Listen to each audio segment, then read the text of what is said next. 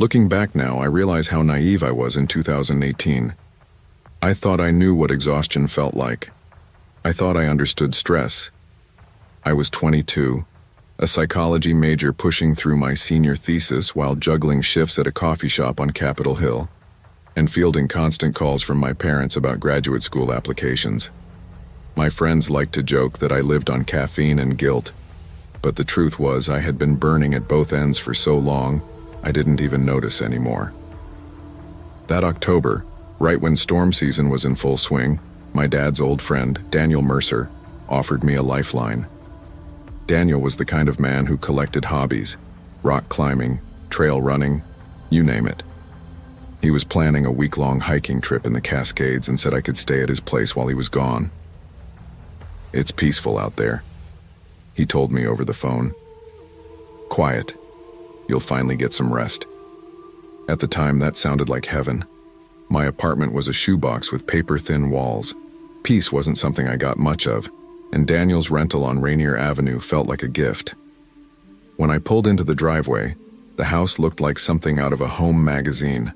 Craftsman style, freshly painted, big windows facing the street. Inside, though, it was oddly bare. No photos, no clutter, no books left on shelves.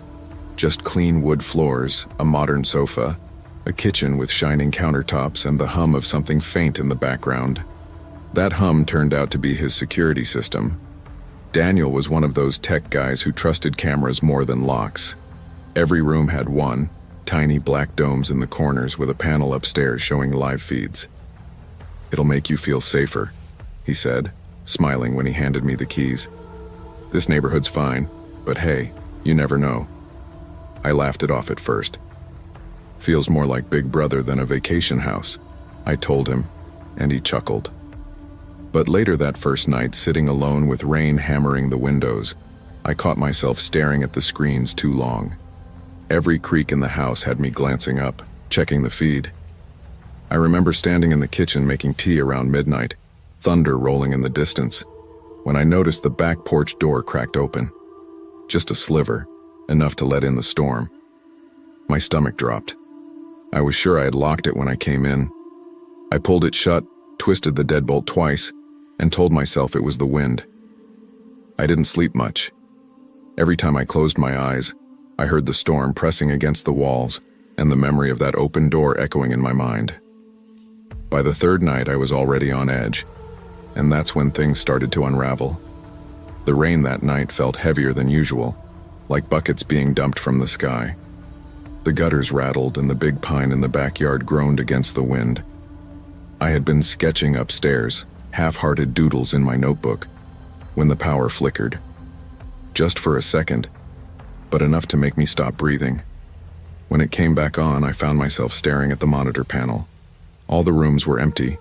Living room, kitchen, hallways, until I noticed something small. The hallway closet door, the one I had passed earlier, was ajar. I distinctly remembered shutting it. I leaned closer to the screen, my pen sliding off the desk, unnoticed. For a moment, I tried to convince myself it was just the draft from the storm. Then the camera flickered. The feed glitched for less than a second, but when it came back, a shadow had shifted. Someone was there. A tall figure stepped into the hall, moving slow, almost deliberate. My chest tightened as the figure lifted its head and stared directly into the lens. Not around the room. Not at the door. Straight at the camera, like they knew I was watching. I don't remember breathing. I don't even remember moving, only the sound of my elbow hitting the desk and knocking a stapler to the floor with a clang. On the monitor, the figure's head snapped toward the sound. Then the creak started. Footsteps, one at a time. The stairs groaned louder with each step. "Don't freeze," I whispered to myself. "Move, Clara. Move." I grabbed my phone, fingers slipping on the screen, but the call screen kept blinking away under my sweaty touch. The footsteps grew louder, closer. Desperate, I shoved the window open, rain blowing straight into my face. The shingles outside glistened, slick and black under the lightning. I didn't think. I climbed out barefoot, sliding on my knees, nails scraping the roof as thunder cracked overhead. The figure's steps reached the top of the stairs just as I leapt. Pain shot up my legs when I hit the muddy ground, but I forced myself to run, screaming into the storm, soaked and shaking. By the time the police arrived, I was still on the curb, arms wrapped around myself, teeth chattering. 2 cruisers pulled up, lights slicing through the rain. I tried to explain, my voice breaking, pointing at the house. "He's in there, someone was in there." He looked right at the camera. The officers searched every corner of the place. Upstairs, downstairs, basement. Nothing. No sign of forced entry, they said. Just the back door glass cracked, though they couldn't explain how. Stranger still, the security feeds had gone dark between 11:55 and 12:15, the exact window when I saw him. I told them I wasn't going back inside. One officer offered to drive me to a friend's place. I stayed at my roommate Kara's for 3 days, and even there I barely slept. Every time the building creaked, I swore I heard those footsteps again. When Daniel came back from his hiking trip, I met him at a cafe instead of the house. I was pale, jittery, clutching my mug like it was the only solid thing in the world. "You're saying someone was in my house?" he asked slowly, brows furrowed. "Yes," I snapped, sharper than I meant to, at it. "I saw him. On your cameras, Daniel." He looked right. He exhaled, rubbing the back of his neck. "Storms cause interference. Maybe you saw." "Clara, those cameras are reliable, but sometimes don't," I cut in. "Don't make it sound like I imagined it." His eyes softened. "I'm not saying that. I believe you think you saw something, but the police didn't find anyone. No prints, no signs." I pushed away from the table, tears burning the back of my throat. "You weren't there." He reached for my hand, but I pulled back. That was the last time we talked about it. He let me grab my stuff in daylight, standing awkwardly by the porch as I loaded my car. But the story didn't end there. Back at my apartment, I tried to return to normal. Classes, thesis deadlines, latte orders. But at night, the storm replayed itself in my mind. The cameras, the shadow, the way he turned his head. I stopped sketching. I stopped answering calls from my parents. I spent hours scrolling aimlessly just to stay awake. One night, Kara found me sitting on the kitchen floor with the lights on, shaking. "Need help?" she said gently. "This isn't normal fear. This is trauma." "Clara, She wasn't wrong. I started therapy the next week. Dr. Patel listened as I described the night, the smell of rain, the sound of footsteps. She didn't dismiss me. She didn't call me paranoid. She just said, "Fear is the body remembering. Even when the danger is gone, the memory lives." Still, I couldn't shake the feeling that something had followed me home. At 3 a.m, lying awake, I sometimes swore I heard the faint creak of stairs. My building didn't even have stairs like that. By winter, Seattle turned colder, darker. The storms passed, but my fear didn't. I'd jump at every knock on the cafe door. When a delivery guy left the back door propped open, I nearly screamed. One Saturday, Kara convinced me to go out just for groceries. We pulled into the lot and I froze before we even got inside. Across the street, parked in the shadow of a laundromat, was a car I recognized. An old silver sedan with a cracked bumper. I'd seen it before. Parked across from Daniel's house the day I left. "Clara?" Kara touched my arm. "What's wrong?" I shook my head, forcing a laugh, but my heart was thundering. "Nothing.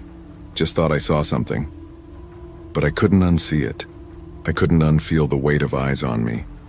The nightmares returned harder after that. Always the same. The creak of footsteps, the shadow turning its head, the camera lens filling with a face I couldn't quite see. I'd wake drenched in sweat, convinced someone was standing just outside my door. Dr. Patel suggested grounding exercises. Tell yourself you're safe. List 5 things you see, 4 things you feel. It helped in the office, but alone at night it all fell apart. And then, one morning in February, I found something that made my blood run cold. A slip of paper under my apartment door. Blank. Just a folded piece of paper, damp from the hallway. No handwriting. no message. Just left there. I moved in with Kara permanently after that. My lease didn't matter anymore. I couldn't live alone. It's been years since that October, and I still can't bring myself to walk down Rainier Avenue. The house is probably rented out to someone new by now, someone who doesn't know what happened in those storm-soaked walls. I tell myself the intruder was real, that it wasn't a trick of the storm, or stress, or my own unraveling mind. The cameras went dark. The door was open. The footsteps were real. And yet the hardest part is not knowing. Not knowing if he was ever caught, or if he's still out there. Not knowing if I was chosen at random, or if he knew me. Not knowing if the fear will ever fully leave. Sometimes when thunder shakes the windows, I still wake up expecting to hear the stairs creak. Sometimes, in the half-dark of night, I swear I feel him watching, waiting for the moment I forget to lock the door. But I haven't forgotten. I never will. Safety isn't guaranteed, no matter how many locks, alarms, or cameras we put in place. Danger can slip through cracks we don't even notice. But trauma doesn't mean life ends there. Fear is a powerful shadow, but facing it, naming it, talking about it, getting help, is the only way forward. And maybe the deepest truth is this: peace isn't the absence of fear, but the courage to keep living even when the storm keeps knocking at your door. I was 21 when I learned that survival doesn't always mean walking away from danger with your body intact. Sometimes survival is just learning how to live with what you saw, with what followed you long after the snow melted. Back then, I didn't understand that. I thought moving into a little terraced house outside Newcastle would just be another stepping stone, a temporary choice. But choices don't always feel temporary once fear gets its claws into you. It was December 2014, and winter that year came down hard. The kind of cold that slices through every layer of clothing. The kind that leaves frost clinging to your breath. I'd just signed the lease on the house a week before, mostly because it was cheap and close to work. My friends thought I was crazy for leaving the student dorms, but I couldn't stand the noise anymore. I was in my final year of English literature, and with deadlines piling up, I thought solitude might save me. The house was old, and I knew it the moment I stepped inside. Wallpaper peeling like sunburn, windows that rattled when the wind hit them, a furnace in the basement that groaned like it had been alive once. But it was mine, at least for a little while, and that was enough. I didn't care if the place had character. I just needed quiet. That first week, the snow never stopped. It piled against the porch, made the gutters sag under thick icicles. My boots were always soaked, my hands always numb. But I got used to the silence in the house, to the sound of my own footsteps echoing in empty rooms. I told myself I was being strong, independent, even if I knew deep down it was just loneliness disguised as courage. The night everything started, I'd been walking home after a long shift at the cafe. My body ached from carrying trays and smiling at customers who tipped more advice than money.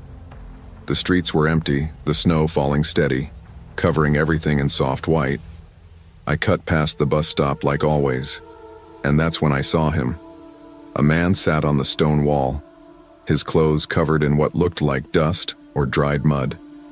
His skin looked pale in the glow of the street lamp, too pale. He didn't move, didn't say a word, but his eyes, those flat, glassy eyes, followed me as I walked past. My stomach tightened, but I told myself not to be stupid. People waited around bus stops all the time. Maybe he was just resting. Maybe he was drunk. I quickened my pace, breath coming out in white clouds. Still, I couldn't shake the way his gaze stuck to me like frost on glass. By the time I reached my front door, my hands were shaking so bad I fumbled the keys twice. Inside, I locked the door fast and leaned against it, telling myself it was nothing. Just a tired girl in a cold city, seeing ghosts in the snow. But deep down, I knew something about that man wasn't right. I just didn't know how wrong it would get. The house creaked more than usual that night. Maybe it was the storm outside. Maybe the furnace finally giving up its fight. Either way, the noises carried differently when you were alone. I dropped my coat over the chair, turned the radiator up, and curled in front of it to thaw my fingers. That's when I heard it, one sharp thud from upstairs. I froze. My first thought was that the pipes had banged, but the sound didn't echo like pipes. It was heavier, more deliberate. My heart pounded as I stood, every instinct telling me to just leave it alone. But when you live alone, you don't get that option. You're the only one who can check. Step by step, I climbed the stairs, every board groaning under me. The hallway stretched narrow and cold, the walls close enough to feel like they were pressing in. That's when I noticed the door to the spare bedroom. It was ajar. I whispered, "Hello? Anyone there?" My voice cracked halfway through. Silence answered me, thick and heavy. I nudged the door open with my foot, bracing myself. The room looked empty at first, but then I saw them. Boot prints, damp, dark marks trailing, across the old floorboards straight to the window. I rushed to it, hands trembling as I pulled the curtain aside. And there he was, the same man from the bus stop, standing in my snowy garden. His clothes hung loose, his skin pale, his eyes locked on mine through the glass. He didn't move, didn't blink, just stared. My breath caught in my throat. I stumbled back from the window, fumbling for my phone. My fingers shook so badly I nearly dropped it. I hit call and put it on speaker, whispering fast when my friend picked up. "I think someone's watching me," I said, voice breaking. "Stay calm, Hannah," she said, her voice sharp now. "Call the police. Don't hang up, okay?" I nodded, though she couldn't see me.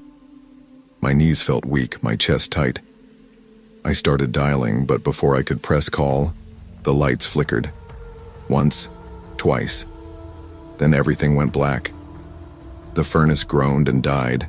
The storm howled through the cracks in the windows, and in the dark, I could hear my own breath, shallow and panicked, as though I was drowning in it. The only thought in my head was escape. I shoved my feet into boots without socks, grabbed my coat, and bolted down the stairs. My fingers fumbled with the lock, but somehow I got the door open. Snow blasted into my face, the sting of cold biting every inch of skin. I didn't look back. I ran barefoot inside my boots, the icy ground tearing at my toes. My coat flapped open, the wind cutting straight through me, but I kept running. Past the houses, down the street, lungs burning. When I saw the neon glow of a convenience shop still open, I almost cried. I burst inside, collapsing against the counter. The clerk's eyes went wide as he rushed around. "What happened?" he asked, but my words tumbled out in pieces. "There's someone at my house, watching, inside. Please, call the police." He didn't waste time. He grabbed the phone, speaking fast into it while I sat shivering, hugging myself.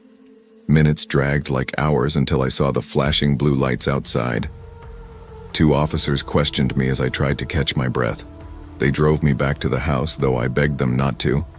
I stayed in the car while they searched. The radio crackled, the snow fell harder, and I stared at my front door, half expecting him to step out of it.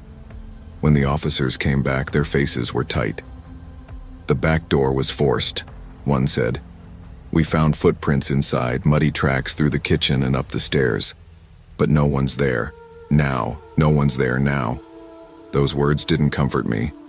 They felt like a sentence, because it meant he had been there. He had been inside. And now, he was gone.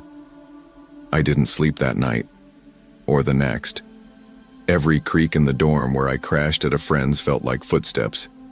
Every gust of wind against the window sounded like someone breathing.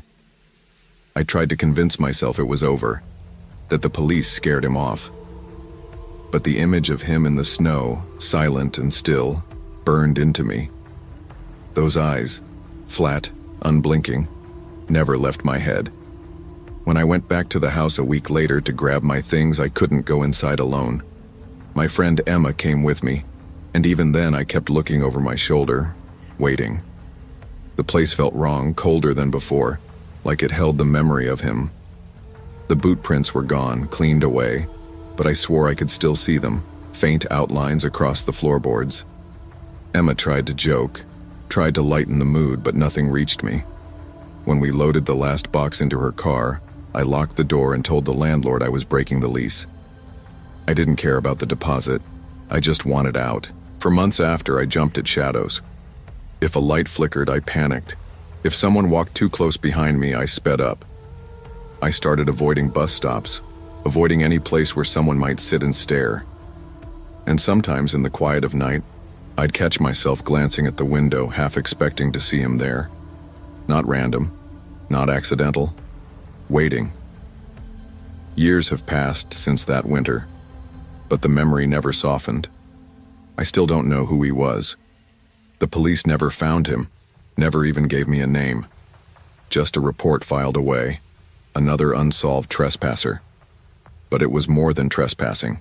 It was a violation. A reminder that safety is fragile, temporary, an illusion we cling to. Now, whenever I hear a storm outside, I check my locks 3 times. I never rent a place that feels too quiet. And I don't ignore my gut anymore. That's the biggest change. Back then, I saw him at the bus stop and told myself I was being paranoid. Now, I'd trust that feeling. Because maybe he wasn't looking for me. Maybe he was just looking for anyone. But I'll never forget the way his eyes locked on mine. Like the house wasn't the thing he chose. Like it was me. Fear isn't always weakness. Sometimes it's your body sounding the alarm before your mind catches up. The world can strip away our sense of security in a second, but we're not powerless. Trust your instincts, set your boundaries, and never be ashamed of protecting yourself. Courage isn't about standing still in the face of danger. Sometimes courage is running into the snow barefoot because something inside tells you it's the only way to survive. When I first pulled into Raven Ridge in the fall of 2016, I thought I was making the smartest decision of my life. Cleveland had chewed me up and spit me out. A failed internship at a design agency that I thought would set me on track. A breakup that left me with half my stuff in boxes and a bank account that looked like a bad joke. I needed out. I needed air that didn't taste like regret. That's when Jordan called. He'd been my best friend since we were kids, and we'd always talked about living together once life settled down. His pitch was simple. There's this rental in Raven Ridge, 2 bedrooms, dirt cheap. Landlord doesn't ask questions. Come with me, man. We'll start over. I didn't think too hard about it. I packed up, said goodbye to the city, and 2 weeks later I was hauling boxes into a weathered house on Maplewood Lane. The place leaned a little, the paint was chipped, and the gutters sagged under the weight of last year's leaves, but it had a porch that looked out over the street. It wasn't Cleveland. That was enough. What I didn't know was that Raven Ridge wasn't the kind of place you start over in. The town was tired. Shuttered storefronts lined Main Street. For sale signs faded and leaning. Whole stretches of houses sat abandoned, their lawns overgrown, fences broken. The air carried this constant smell of wet earth and mildew. Rain came down almost every day, heavy enough to flood the gutters and leave puddles like lakes along the curbs. But what caught me most was the house across the street. A rotting Victorian, tall and skeletal, with broken shutters hanging off by a single hinge and vines choking the siding. Even in daylight it looked out of place, like it belonged to a different era entirely. The windows were cracked, their glass dulled with grime. Yet I swear, from the first night, it felt like those windows were watching. Jordan laughed when I said it. He always did. Dude, it's an abandoned house. Nobody's been in there for years. Relax. But he didn't sound all that convinced. That night, the storm rolled in. Thunder cracked so hard the windows in our place rattled. While unpacking dishes in the kitchen, I glanced out toward the Victorian. My stomach dropped. Behind the fractured upstairs window, a shadow moved. Slow, steady, deliberate. Jordan, I hissed, motioning him over. He leaned close, squinting into the storm. There's no way, he muttered. But the crease in his forehead told me he saw it too. That was the first night I started to wonder if I'd traded one nightmare for another. The next morning, the storm had eased into a misty drizzle. The street was quiet, the kind of silence that feels heavier than noise. While Jordan drove into town for groceries, I sat on the porch with a mug of stale coffee watching the Victorian. That's when our neighbor walked up. He was in his 60s, maybe older, with a face like weathered wood. His jacket was worn thin, his boots caked with mud. He stopped at the edge of the porch, gave me a nod, and glanced across the street. "Keep your curtains closed at night," he said, his voice gravelly. "That house doesn't stay empty long." I blinked at him. "Excuse me, what do you mean?" He shook his head. "Just take my advice. Don't stare too long. Folks that do usually regret it." And with that, he shuffled down the street, muttering to himself. When Jordan came back, I told him what the man said. He laughed, dropping the grocery bags onto the counter. Classic small-town scare tactic. They probably tell that story to anyone who moves in. Makes life in a dying town a little more interesting. But it didn't feel like a story. The way the man looked at that house, like he was remembering something he wished he could forget, sat heavy with me. That night, the storm came back worse than before. The rain hammered the roof, the wind whistled through the cracks in the windows. I sat in the living room, staring out at the Victorian, every shadow inside it pulling at me. At some point, Jordan joined me, his face pale. "I think we should check it out," he said. I stared at him like he'd lost his mind. "Are you serious?" "Yeah. If someone's squatting in there, we should know. I don't want to wake up to find they've broken in here. We go in, look around. That's it." I wanted to argue, but the truth was the thought of not knowing scared me worse. So I nodded. And just like that, we decided we'd go inside. It was midnight when we stepped off our porch. The rain slicked the street, our shoes sinking into the soggy grass as we crossed. The Victorian loomed above us, its windows dark and cracked, its roofline jagged against the storm. Jordan pushed the door first. It groaned but opened. Inside, the air was damp, heavy with mildew. The smell of rot made me gag. But what unsettled me most wasn't the decay. It was the order. Every piece of furniture was draped neatly with white sheets as though someone had taken care to preserve it. Family photos still sat scattered on the mantel, their frames dusty but the images inside untouched. A little girl with a crooked smile, a couple standing in front of the very house we were in. The place wasn't trashed like you'd expect from squatters. It looked waiting, like the family had stepped out for groceries and never returned.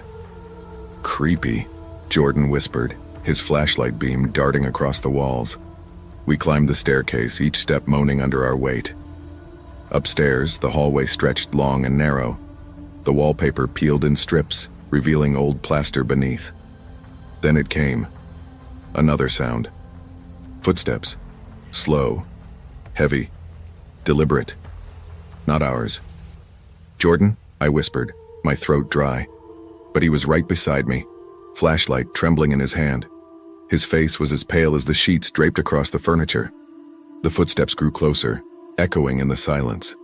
That's when panic took over. We bolted, sprinting down the stairs so fast I slipped on the slick floor, catching myself on the banister. The door banged open and we tore across the street, rain lashing our faces. When we reached our porch, I turned back, gasping for air. Lightning split the sky, illuminating the Victorian. And for just a second in the upstairs window, I saw them. Two faces, pale, still, staring. We didn't sleep that night. Every sound made us jump. Every flicker of light across the window pulled our eyes. By morning, we looked like ghosts ourselves. I couldn't let it go. I needed answers. So I walked over to Cliff's house, the neighbor who'd warned me. He was on his porch smoking a cigarette, staring off like the storm itself had worn him out. "I saw someone in that house," I told him. My voice shook. "Window. Not squatters. Faces." And the Cliff stared at me a long time before speaking. "A family lived there once. Good people. Their daughter disappeared one night, middle of a storm. They searched for days, but she was gone. Parents couldn't take it, left everything behind. Some say she still comes back, And maybe she brings company. I swallowed hard. So what are you saying? It's haunted? He shrugged, flicking ash into the wet grass. I'm saying it doesn't stay empty long. Doesn't matter who, doesn't matter why. People see things, and people leave. You'd be smart to do the same. When I went back inside, Jordan was already packing. He didn't need convincing, neither did I. By the end of the week, we were gone. We moved states away, into a small apartment with walls too thin and neighbors too loud. But I didn't care. Anything was better than Raven Ridge. Still, the memory followed me. Sometimes when storms rolled over our new place, I'd hear them again. The footsteps on the stairs, steady and heavy. Sometimes in flashes of lightning, I'd see their faces in the glass. Jordan won't talk about it. If I bring it up, he changes the subject, his jaw tight. I don't blame him. Some things don't get lighter when you share them. But I can't shake the thought that what we saw wasn't ours to see. That maybe some houses hold on to their stories, and if you step too far inside, you become part of them. Not every place is meant to be understood, and not every mystery deserves our curiosity. Some doors stay closed for a reason, and sometimes the bravest thing you can do is respect the warning. In life, it's easy to let curiosity push us into places that aren't ours to enter, whether that's in houses, in people, or in memories. But not all answers bring peace. Some only bring shadows you can't unsee. I was 24 when I moved into the yellow house on Cedar Grove Drive in Austin. It was spring of 2015, and the air carried that restless warmth that hinted summer wasn't far behind. I was in graduate school for journalism, buried in assignments, working part-time at a bookstore that paid me just enough to cover groceries, and living with the constant hum of student debt in the back of my head. When the rental came up, cheap rent, split 4 ways, it felt like I'd won a small lottery. The house itself looked welcoming at first. Wide porch, shaded by a sprawling oak, creaky hardwood floors that smelled faintly of lemon polish, and enough space for 4 graduate students to feel like adults, at least on paper. My roommates were all women I'd met through the program. Kayla, who was kind but absent-minded, Erin, who kept to herself most of the time, and Rachel, who seemed nice in the beginning but revealed herself quickly as the storm I hadn't anticipated. Rachel had a way of speaking that felt like a blade wrapped in silk.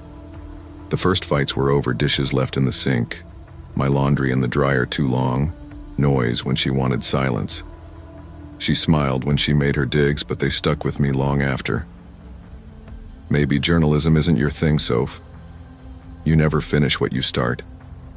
I laughed in front of her, but later I sat in my room and cried quietly into my pillow. At first I tried to win her over. I offered to swap chores, bought extra groceries, even invited her to study with me. Nothing softened her. It wasn't just me she jabbed at, but I was her favorite target. The others noticed but didn't step in, probably because they didn't want to be next. Still, the house gave me something. Space. I could sit on the porch with my notebook, scribble story ideas, and pretend the world was bigger than Cedar Grove Drive. I told myself I could outlast Rachel, that graduate school was temporary, that people like her didn't matter in the long run. I wanted to believe it. But then, Nathan came knocking. The weekend my roommates planned a beach trip, I decided to stay behind. I claimed I had too much work, but the truth was I needed the break. I wanted silence. When they left Friday afternoon, laughter spilling out as they hauled coolers into Rachel's beat-up Jeep, I felt a wave of relief. For the first time in months, the house was mine. I spent Saturday barefoot on the porch, reading, sipping sweet tea, feeling like I could finally breathe. But the peace didn't last. Around 7, there was a knock at the door. Loud, insistent. I set my mug down and opened it, expecting maybe the landlord or a delivery gone to the wrong address. Instead, Nathan stood there. Rachel's boyfriend. Nathan had always rubbed me the wrong way. Too loud, too sure of himself, always with a smirk that said he was in on a joke you didn't get. Seeing him there, leaning against the frame like he owned the place, unsettled me. "Didn't expect me, huh?" he said. I frowned. "Rachel's not here." He shrugged. "That's fine. I'm here for you." At first I thought he was kidding, but when he pulled out his phone and showed me pictures of me in my bedroom, taken through the thin curtains, I felt the blood drain from my face. My room, my safe space, violated. "Either you play nice, or Rachel gets these," he whispered. My hands shook. "Get out, Nathan." He smirked, stepping closer. "You really think she'll believe you?" Something inside me snapped. I shoved him hard, slammed the door, and locked it. My whole body trembled as I slid to the floor, phone clutched in my hand. I called Rachel. No answer. Straight to voicemail. That night I barely slept. Every creak of the house felt like him coming back. The shadows seemed heavier, darker. I realized the house wasn't just creaky. It was vulnerable. And so was I. By morning, my nightmare got worse. The photos Nathan had threatened with were now in our group chat. Rachel came home furious, her voice sharp enough to cut the air. "You think you're clever, don't you? Trying to steal Nathan? This is pathetic, Sophie." I stood in the kitchen, shaking, trying to explain. Me knowing. "He came here last night. I didn't send those. He took them without, save it," she snapped. Kayla and Aaron stood by awkwardly, neither stepping in, their silence louder than words. I went to my room and broke down. Everything inside me screamed to run, to pack my things and leave Cedar Grove behind. But another voice, quieter but stronger, told me to stay, to fight. That night I texted Nathan, told him I wanted to talk. He agreed to meet at a cafe near campus. He thought he'd won. I slipped my phone into my pocket, recording app running. When he leaned back in his chair, grinning smugly, I pushed him. "Why? Why do this? Why me?" He laughed, actually laughed, and sipped his coffee. "Rachel wanted you gone, said you were dead weight, a drag on the house. This was just the fastest way. I'm helping her out." The words were like poison, but they were also my weapon. Every arrogant syllable was caught on my phone. Back at the house, I sent the recording, not just to Kayla and Aaron, but to Rachel's parents, her classmates, her internship supervisor at the local news station. I wanted everyone to hear the truth. By the next day, Rachel's mask had cracked. She screamed at me, her fury uncontained, but she couldn't deny what was on the recording. Her internship was pulled. Nathan was dumped. Her reputation sank fast, and for once her sharp words bounced off me. Kayla and Aaron apologized, muttering they should have believed me. I didn't want their pity. I packed my things. When I walked out of Cedar Grove for the last time, I didn't look back. The porch that once felt like freedom now felt like a stage where someone else had scripted my humiliation. But I wasn't the same Sophie who had moved in months before. I had evidence, truth, and a voice, and I wasn't afraid to use it anymore. I found a studio apartment across town, small but mine. No roommates, no knives disguised as compliments, no boyfriends lurking at the door. At night, I sat by the window scribbling notes for stories, my camera beside me. But sometimes, in the quiet hours, the memory returned. Nathan's smirk, Rachel's cold laughter, the knock on the door that changed everything. I told myself it wasn't weakness to remember. It was armor. It reminded me how quickly trust could turn into betrayal, how fragile safety could be. And as I pushed deeper into journalism, interviewing people who had been silenced, digging into truths others wanted buried, I carried Cedar Grove with me. Not as shame, not as fear, but as proof that I could stand, even when the ground beneath me felt like it was crumbling.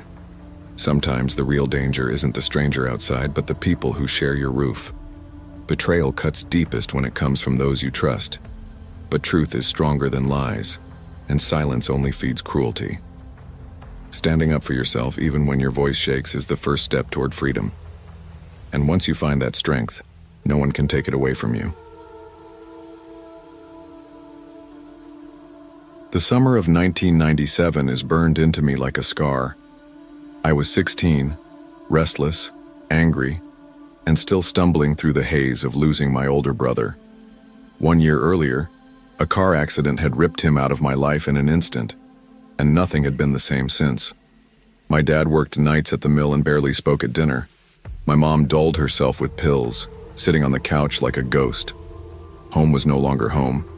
It was a place where doors slammed, silence stretched, and grief clung to the walls. Behind our backyard fence stood the house we called the back house.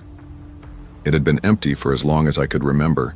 Its paint had faded into a sick gray, the shutters hung crooked like broken wings, and the roof sagged like it was ready to give up. Kids in the neighborhood made up stories about it, witches, drifters, ghosts, but no one ever really went inside. I wasn't supposed to care. I had enough of my own pain without dragging another mystery into it. But at night, lying in bed, I'd hear it. A low, steady buzzing, like a giant wire vibrating somewhere deep in the walls. There was no electricity running to that place. Everyone knew it. Yet the sound returned every night, humming under the quiet. I'd whisper to myself, "There's no power in there. There can't be." But repeating the words didn't stop the sound. If anything, it made it worse. My best friend, Ryan Delaney, Rye to everyone, was the only one who believed me. He was the kind of kid who laughed too loud in class and lived for trouble, but he also had this unshakable loyalty. One July afternoon, sitting in my room with the fan clattering against the window, I finally confessed how bad it had gotten. "You're still hearing it?" he asked, leaning back on my bed. "Every night," I said. "It's like it's calling me." He raised an eyebrow, half daring, half worried. "We've been talking about it for months. You want answers? We go tonight. Flashlights, camera, the works. If we don't, you'll never stop hearing that sound." I wanted to say no. I wanted to stay safe, stay small. But what came out of my mouth was, "Okay." We climbed the fence that night at 9:47 sharp. I remember the time because my digital watch glowed green in the dark when I checked it, like I was crossing into another world. The weeds in the yard came up to our knees, damp with dew. I carried my dad's heavy Maglite flashlight, and Rye clutched his cousin's camcorder like it was a talisman. The air smelled of mildew and rust, and somewhere in the distance a dog barked once, then stopped. The back door was warped but unlocked. When we pushed it open, the hinges screamed like an animal in pain. Inside, the place looked exactly how you'd expect an abandoned house to look. Broken chairs, peeling wallpaper, ceiling stained by years of leaks. My flashlight cut through dust that swirled like ash. I almost laughed in relief. "See? Nothing." But Rye froze. His light caught something in the kitchen. On the cracked linoleum sat 2 metal dog bowls. One was empty. The other was filled with kibble that looked fresh. Not moldy, not old. Soft, smelling faintly of meat. "This isn't old," I whispered, crouching beside it. My fingers shook as I touched it. And then the buzzing started again, louder than ever, as if the walls themselves vibrated. Before we could move, a guttural yelp tore through the house. It wasn't an animal sound. It was human, raw and broken. Then came a man's voice, deep and commanding. "Eat it. Now." My stomach turned to stone. Rye's eyes widened. But instead of running, we did the dumbest thing we could. We crept toward the stairs. Each step on the staircase groaned under our weight. The buzzing grew heavier the higher we climbed, pressing on my skull, vibrating in my teeth. At the end of the narrow hallway, a sliver of light spilled through a cracked door. I pushed it open with my fingertips, my breath caught in my throat. The sight inside will never leave me. 3 people knelt on the floor, their heads bowed low. Thick collars wrapped their necks, nailed to the boards so they couldn't stand. Their hair was matted, their skin mottled with bruises. They were on all fours, trembling. One lifted her face, eyes glassy with tears. "Help us," she whispered. Standing over them was a gaunt man in filthy clothes. His jaw was sharp as bone, and in his hand was a crackling stun gun. He turned at the sound of the door. His eyes met mine, cold and furious. "Run!" Rai shouted. The man lunged. In a blur, he jammed the stun gun into Rai's ribs. My friend convulsed, his scream strangled.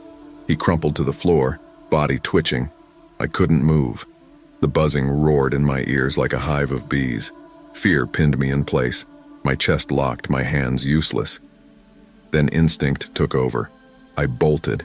I crashed down the stairs, scraped my leg raw climbing the fence, and stumbled into my house.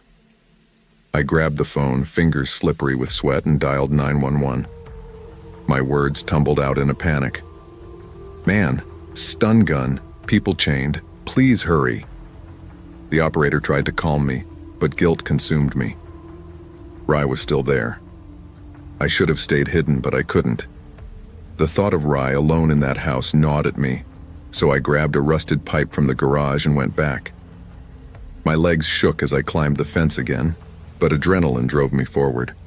Inside, the house smelled of sweat and rot. The buzzing seemed to rise from the walls themselves. Upstairs, the man was dragging Rai toward the chained victims, muttering under his breath. His stun gun lay on the floor where he'd dropped it. I swung the pipe. It connected with his arm, and he howled as the stun gun clattered away. He turned on me, eyes blazing, but before he could move again, sirens wailed outside. Red and blue lights cut through the broken windows. Police stormed the hallway, tackling him to the floor. I stumbled back against the wall, shaking as officers pulled Rai up and led the victims to safety. Their sobs filled the air. Later, I learned the man's name, Gerald Weiland, a disgraced vet tech. The people chained upstairs were missing persons from nearby towns. He'd been keeping them there, hidden in plain sight, just beyond my backyard fence. The back house didn't stand much longer. Within a year, it was torn down, leaving only a barren lot. The kids in the neighborhood avoid it even now, like the ground itself remembers. Rai survived, though the burns on his ribs from the stun gun never fully faded. We didn't talk about that night much, but sometimes when we passed each other in school, he'd give me a look that said he remembered everything too. As for me, I never forgot the sound. That low, steady buzzing. Sometimes even now, when I walk past the empty lot, I swear I still hear it, humming through the silence. I used to think monsters lived in forests or under beds, but I know better now. Sometimes they live in houses that look forgotten. Sometimes they're only a fence away. Fear can paralyze you, but courage means moving even when you're shaking. Evil doesn't always announce itself with shadows or legends. It hides in plain sight, in places we think are harmless. Ignoring it doesn't make it disappear. Facing it, even with trembling hands, is what makes survival possible. And sometimes, listening to that gut feeling, the one that whispers, "Something's wrong," is the only thing that saves you. I was 22 when I left Willow Court. I'd grown up in that apartment complex, and for years it had been more than just a building. It was its own little world.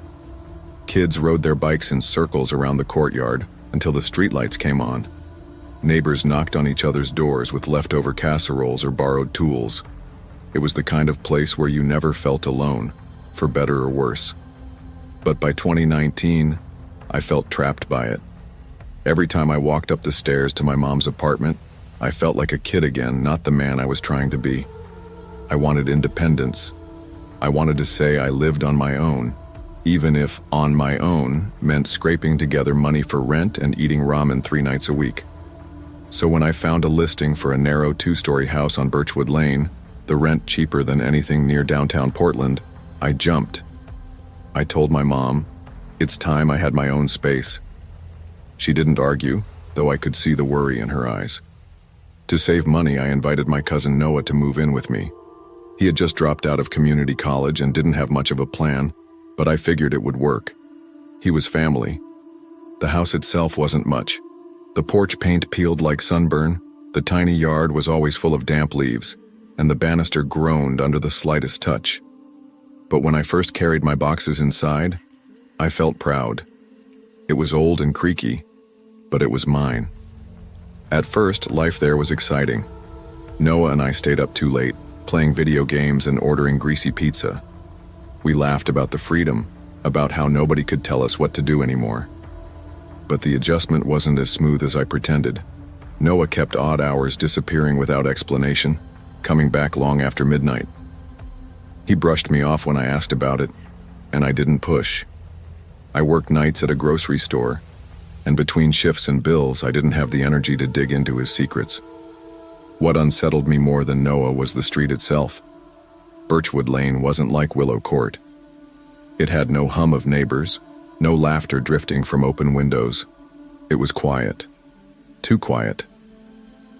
Across from us sat a property that looked abandoned, windows boarded up, ivy climbing its walls, the roof sagging in the middle. I told myself it was just part of the neighborhood's charm, the kind of thing you got used to, but I couldn't shake the feeling that it was more than empty. Sometimes, standing on our porch after work, I caught myself staring at it too long. And one evening, as the leaves skittered down the sidewalk and the air smelled of rain, I saw him. A young man slipping out from the side of the boarded house, his face pale, his steps deliberate. He looked at me for half a second before disappearing into the alley. My stomach twisted. I didn't know it yet, but that was the beginning of the end of Birchwood Lane for me. I tried to convince myself the man I saw was nothing. Maybe a squatter, maybe just some guy cutting through. But the more I brushed it off, the more I noticed him. Sometimes when I came home from work, he'd be across the street leaning against the fence. Other times I'd glance at our stairwell and swear I saw a shadow move, only to find nothing there. He never spoke, never came close. He only watched. When I finally told Noah, he just shrugged. Portland, half the city's camping somewhere.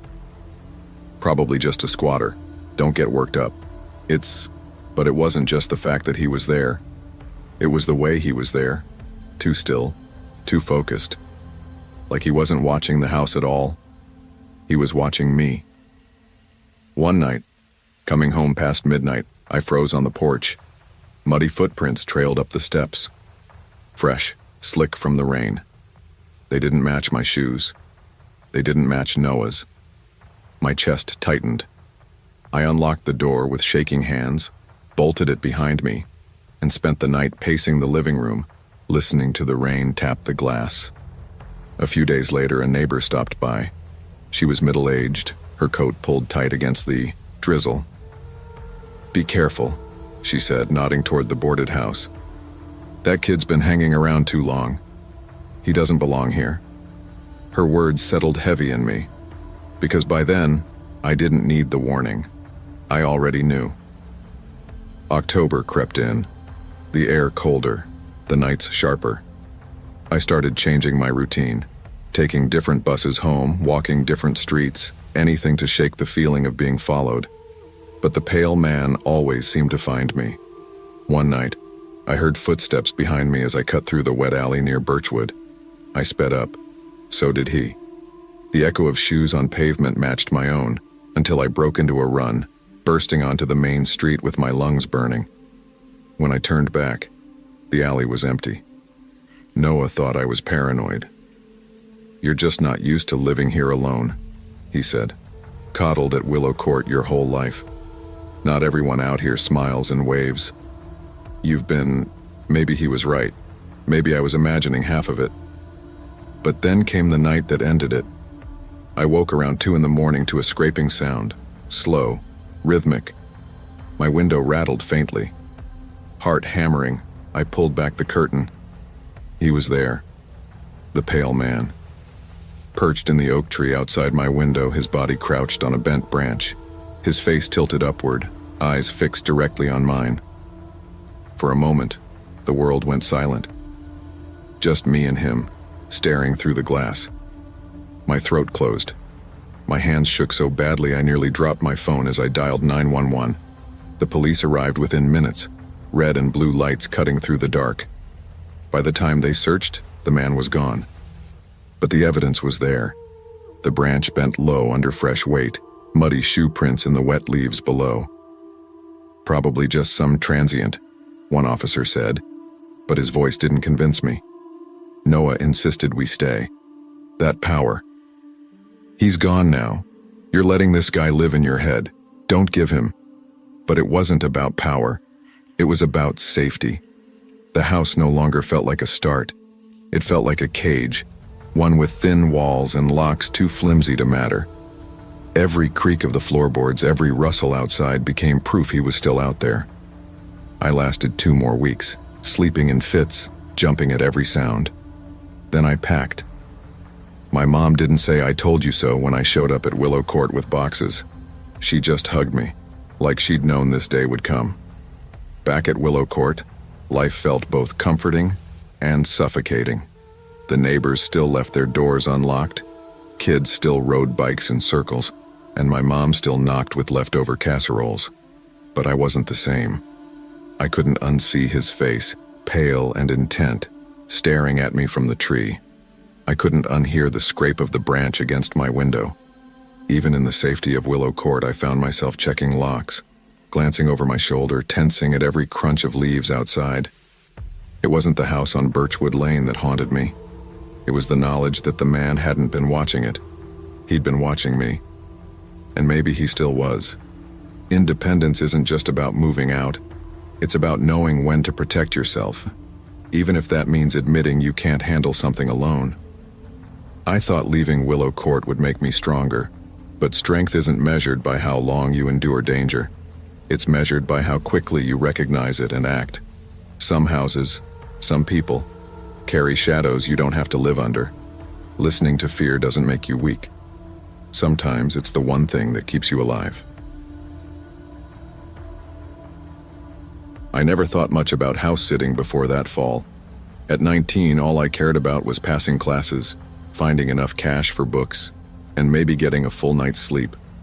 I was a sophomore at Ridgewater University in upstate New York, and the semester was already chewing me up. Sociology sounded fun when I picked it. People, cultures, communities. It felt like the kind of subject that could open doors.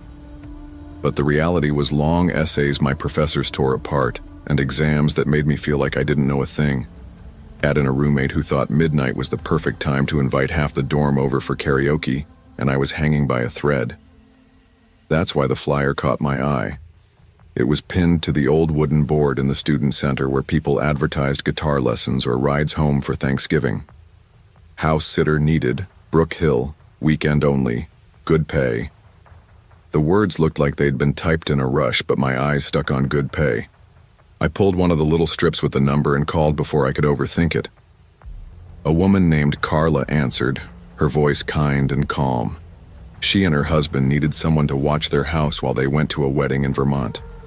It wasn't far, just 30 minutes outside the city. She asked if I was comfortable being alone in a house for the weekend. I almost laughed. Being alone sounded like paradise. I told her I'd take it. That Friday evening, I drove out of town in my beat-up Honda Civic. The campus buzz gave way to quiet roads lined with fiery red and orange trees. The sun was sinking behind the hills when I pulled up to the Layton's place. Their house was a pale blue farmhouse with wide windows glowing warm in the dusk. A wraparound porch circled the front, the kind of place you'd expect to see in a painting. Carla met me at the door, smiling like she already trusted me. She smelled faintly of cinnamon. Her husband, Mark, shook my hand firmly. They gave me the tour. Kitchen stocked with groceries, alarm code written neatly on a sticky note, a guest room upstairs with crisp white sheets.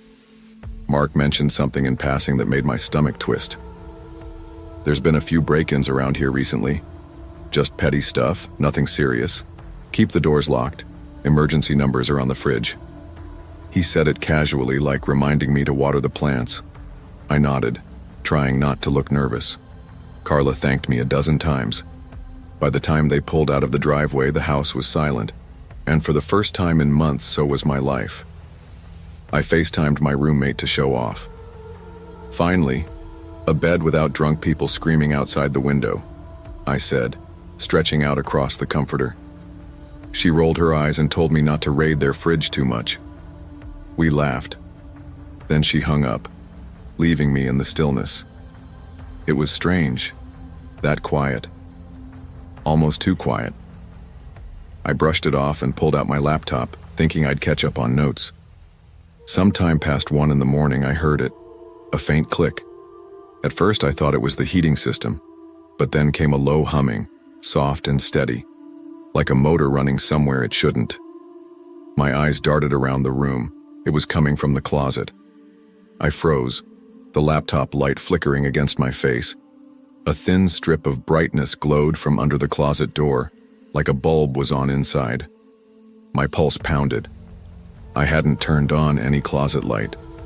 Whispering to myself, "It's nothing, just wiring." I grabbed my phone flashlight.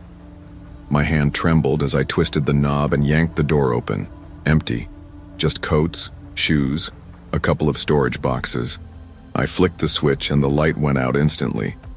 I shut the door hard and climbed back into bed, pretending my heart wasn't trying to beat out of my chest.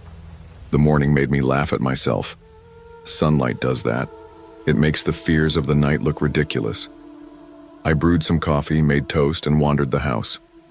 The place had that lived-in charm. Family photos in silver, frames, books stacked neatly on shelves, the faint smell of cedar in the hallways. That's when I noticed something I hadn't before. In the downstairs hallway, behind a standing shelf, was a narrow door. The paint was chipped, almost blending with the wall. I tugged at the knob, but it was locked. A prickle crawled up my arms. I was sure Carla hadn't shown me this door during the tour. I stepped back, trying not to let my imagination spin out. I texted Carla just to check in. A smiling emoji. I didn't mention the locked door. "House is fine, all quiet. Hope you're having fun." She sent back that evening. The quiet pressed in heavier than before. I tried to distract myself with TV, but every creak of the wood sounded deliberate. Every gust of wind against the porch like footsteps.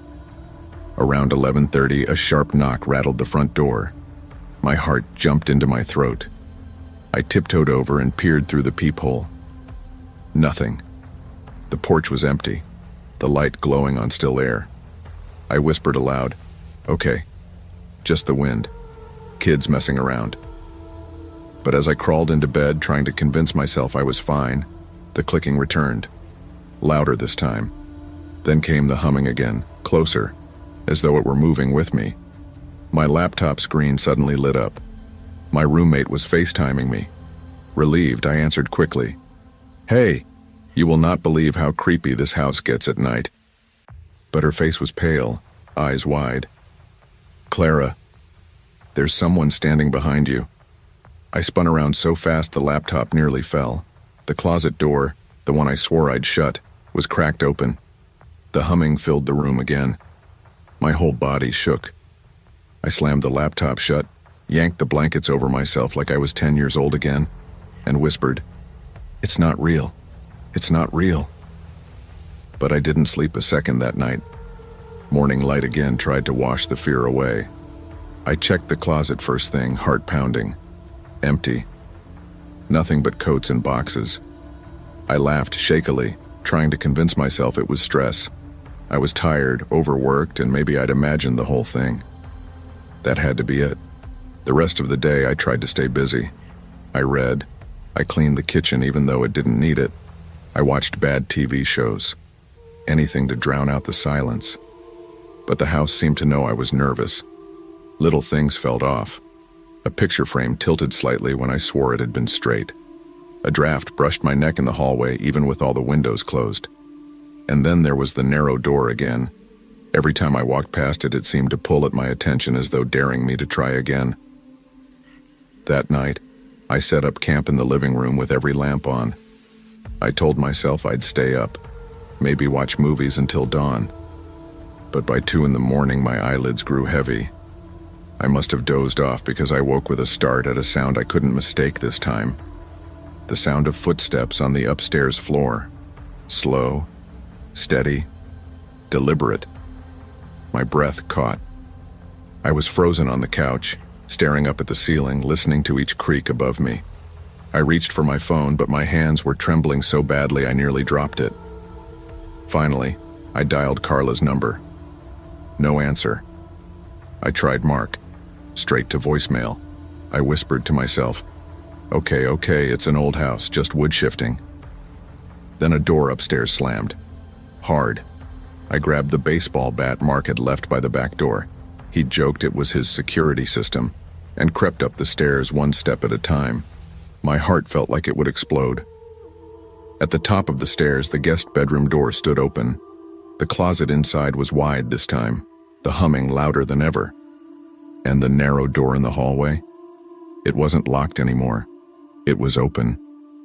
By Sunday morning, I was done. I packed my bag in record time, barely checking to make sure I hadn't left anything. My nerves were frayed, my chest tight with exhaustion and fear. I locked every door behind me, double-checking like a maniac. As I reached my car, I turned for one last look at the house. That narrow door in the hallway, the one that had been locked when I arrived. It stood wide open, plain as day, like it had never been shut at all. I drove back to campus, heart hammering the entire 30 minutes. I didn't tell Carla or Mark the details. I just said everything was fine and thanked them for the opportunity. But I knew what I saw, what I heard. Maybe there was someone living in the walls. Maybe it was something stranger. Maybe it was just my mind breaking under stress. I never found out. And I never went back. Sometimes the scariest thing isn't ghosts or monsters, but the feeling of being unsafe in a place that should protect you. Trust your instincts. If something feels wrong, it probably is. Safety isn't worth risking for politeness or denial. We owe it to ourselves to listen to that inner alarm before it's too late. I was 15 the summer everything changed. Up until then, my world was small. Our yellow house on Willow Lane, the cracked sidewalk where I learned to ride a bike, the chalk drawings Max and I covered the driveway with every June. I thought that house was permanent. My parents had bought it before I was born, and every memory I carried seemed tied to its walls. But permanence is a fragile thing. When my dad came home with a pinched expression one evening, my mom's face told me before his words did. The company was laying people off. He hadn't been fired, not yet, but his hours were slashed. Bills stacked higher each month. The house, with its mortgage and upkeep, became too heavy to carry. We were moving to a smaller place across town. Downsizing, my parents called it. Survival, I thought. Max, my younger brother, was 12. He didn't understand the numbers, only what they meant. No more treehouse in the backyard. No more secret paths through the woods. No more late-night games of flashlight tag with kids we'd known our whole lives. He asked questions my parents didn't know how to answer. Are we taking the treehouse with us? What about the chalk drawings? He looked to me for reassurance, and all I could do was shrug, pretending it didn't gut me too. But even before the move, something darker settled over that summer. It lived next door. The Harris family's squat gray house felt like an eyesore compared to the tidy lawns of Norm Ridge. Their blinds were always closed. Their father worked nights, rarely seen. Their mother, if she existed, was invisible. The two sons, Luke and Caleb, carried themselves like shadows that didn't belong. Luke was 17, all height and smirk, with a stare that felt like he was measuring you. Caleb was my age, but harder around the edges, eyes sharp in a way that didn't match being 15. They didn't play with neighborhood kids, didn't ride bikes, didn't join in anything. People whispered about them, but nobody got close enough to know for sure. I used to avoid looking at that house. Something about it unsettled me, though I couldn't explain why. That changed one sticky June evening, when Luke showed up at our fence. "Want to hang out?" he said, leaning against the wood like he'd done it 100 times before. "We're heading down to the creek, got BB guns, should be fun." I hesitated. Luke had never spoken more than a word to me, but Max's eyes lit up at the mention of guns. He tugged my sleeve, whispering, "Come on, let's go." Against my better judgment, I agreed. I told myself it might even be good to have one last adventure before the move. We followed Luke and Caleb through the tall grass toward the creek. Fireflies lit up around us. For a moment, it almost felt normal. But when Luke unzipped the duffel bag he carried, the normalcy cracked. Inside weren't BB guns. They were real pistols, heavy and black, glinting in the fading sun. Max froze, clutching my arm. I stammered, We don't want any part of that." Luke just grinned. He lifted a pistol casually, aimed at a rusted can, and fired. The sound was louder than I imagined, a crack that shook my bones. Birds scattered from the trees. "Scared?" he sneered. "Don't worry, we don't miss." He and Caleb laughed, taking turns firing into the woods, the smell of gunpowder stinging the air. Max and I stepped back, muttering excuses, but Luke's grin shifted into something darker. He raised the pistol just enough, eyes fixed on me.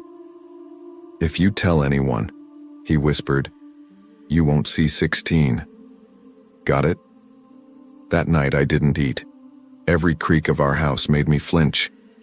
The first time I saw the flashlight beam, I thought it was a dream. My room faced the Harris's yard, and sometime past midnight, light flickered across my wall. I pulled back the curtain and saw Luke standing there, a flashlight in one hand. He tilted his head, smiled like it was private joke, and made a gun shape with his fingers, pointing it straight at me. I slammed the curtain shut, heart hammering. I wanted to tell my parents right then, but the image of Luke's grin and his whispered threat pinned me down. If I said anything, what if he followed through? Worse, what if Max got hurt? The next morning I pretended everything was fine. I pushed cereal around my bowl while Dad talked about the moving truck. Mom hummed like she always did when she was stressed. Max kicked my leg under the table, his eyes asking if I was okay. I forced a smile, but the harassment only grew. A handful of BB pellets appeared scattered on our porch one day. Another time, a dead crow lay on the back step, wings twisted, eyes glazed. Max screamed when he saw it, and I rushed him inside, telling him it was just nature. I buried it in the woods, my hands shaking. One evening, as my parents sat on the porch sorting bills, the living room window shattered. A rock clattered onto the carpet. Dad cursed, rushing outside, but the street was empty. I knew better. I'd glimpsed Caleb's shape melting back into the Harris's shadows, and Luke lingering behind, lifting the pistol in silent warning. That night, Max crawled into my bed. "They hate us," he whispered. "They're trying to hurt us." His voice cracked like he wanted to cry but wouldn't. I wrapped an arm around him, my own fear clawing up my throat. I wanted to promise him we'd be safe, but the words stuck. I didn't know if they were true. As July dragged on, fear became normal. Every knock on the door, every sound outside felt like it could be them. I watched Max change. He was quieter, shoulders tense, laughter rare. He still asked about the treehouse sometimes, but mostly he asked me if I'd heard anything at night. I always said no, even when I had. One afternoon, I came home from biking around the block and found Max sitting on the curb. "They showed me," he whispered. I crouched beside him. "Showed you pale and shaking." "What?" He hesitated, then pulled something from his pocket. A single bullet, cool and heavy in his palm. "Caleb gave it to me. Said it had my name on it." I nearly snatched it away, fury and terror colliding. "Why didn't you tell Mom or Dad?" "Because," he said, voice trembling. "What if they do something worse?" I knew he was right. Our parents couldn't protect us from boys who slipped through the night like shadows. All summer I carried the weight of that secret, pretending everything was fine. I smiled when neighbors asked about the move. I nodded when Dad talked about the new house being a fresh start. Inside I was choking. The worst came one humid night in late July. I woke to the sound of scratching at my window. Pulling back the curtain, I saw Caleb grinning, his face inches from the glass. Behind him, Luke stood in the yard, raising the pistol slowly. My whole body froze. He didn't point it directly at me, just high enough that I understood. He mouthed words I couldn't hear, but I knew the meaning. "Don't tell." By August, the moving truck arrived. Our house was stripped bare, rooms echoing as we carried boxes out. I should have felt relief. A new house meant distance, and distance meant safety. But guilt gnawed at me. As we drove away, Max leaned against my shoulder. "We're safe now, right?" he whispered. I nodded, forcing confidence I didn't feel. "Yeah, Max, we're safe." But I didn't believe it. That night in our new house, I lay awake listening to silence. No flashlight beams, no rocks against the siding. Still, I couldn't shake the image of Luke's grin, the pistol glinting in the dark, Caleb's face in my window. Safety felt fragile, like glass ready to shatter. Even years later, I dream of that summer. The creak, the echo of gunshots, the weight of the bullet in Max's hand. I tell myself it's over, that those boys are just memories now. But deep down, I know monsters like that don't vanish. They linger in the corners of your mind, reminding you of the nights you didn't speak up, the secrets you kept out of fear. Silence can feel like protection, but it's a prison. By staying quiet, I thought I was shielding my brother and myself. In truth, I let fear control me. Looking back, I wish I'd spoken up, trusted the adults who loved me. Sometimes courage isn't fighting back, it's telling the truth even when your voice shakes. I was 23 when I left Cleveland, though it felt like I'd aged a decade in the 2 years leading up to it. My boyfriend, ex-boyfriend now, was the first person I'd ever imagined building a real future with. We'd met at a friend's bonfire, the kind of night where the air smelled like smoke and cheap beer and you thought anything was possible. He had this way of making me laugh until my ribs hurt, and he made promises about forever that I wanted so badly to believe. For a while I did. Then came the distance, nights where he didn't come home, excuses that felt thinner each time. By the time he admitted there was someone else, I was already hollowed out. It wasn't just losing him, it was losing the life I thought we were building. Suddenly Cleveland was filled with ghosts. Our favorite coffee shop, the bookstore where he bought me that copy of Slaughterhouse-Five. Even our couch felt like a gravestone for something dead. So I packed what little I had into my Honda Civic, 2 duffel bags of clothes, a box of books, and my laptop, and I drove. I didn't have a plan. I just needed to get out. I ended up outside Pittsburgh, in a little town whose name I'd never even noticed on highway signs before. The only place I could afford was a 1-story rental house built sometime in the 70s. The landlord, a chain-smoking old man, showed me around with all the enthusiasm of someone pointing out stains on a shirt. "It's old, drafty. Don't expect much," he said, his voice gravelly. The walls were paneled in fake wood, the carpet threadbare. The kitchen linoleum curled at the edges like it was trying to escape. But the rent was low, and I told myself solitude was what I needed. Healing couldn't happen in a place full of memories. The first week passed quietly enough. I worked remote, editing manuscripts for a publishing client, sipping tea in the afternoons and calling my mom at night. "I'm fine," I told her, just figuring myself out again. It wasn't the truth, but it was close enough. But the house itself felt unsettled. The radiators hissed like whispers. The floors creaked as though someone was pacing just out of sight. The air turned bitterly cold after midnight, no matter how high I turned the thermostat. "Old houses talk," I muttered to myself more than once, trying to laugh it off. But by the second week, I wasn't laughing anymore. It started with footsteps. It was past 2 in the morning when I woke to the sound. Not random creaks this time. Actual footsteps. Slow. Measured. They moved up the hallway, stopped just beyond my locked bedroom door, and then a faint knock tapped against the wood. My heart raced so fast I thought I'd pass out. "Answer." The footsteps retreated. "Who's there?" I whispered, my voice breaking. No. I stayed awake until dawn, clutching my phone like a lifeline. When the morning came, nothing was disturbed. The door was still locked.